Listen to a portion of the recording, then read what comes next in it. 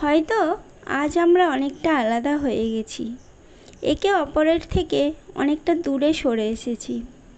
যখন আমরা দুজনে একসাথে ছিলাম অনেক স্বপ্ন দেখেছিলাম, অনেক সুন্দর সুন্দর দিন কাটিয়েছিলাম।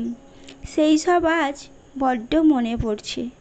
কিন্তু আজ আমি বলছি, আমাদের দুজনের একসাথে কাটানো সেই মুহূর্তগুলো তুমি ভুলে যাও।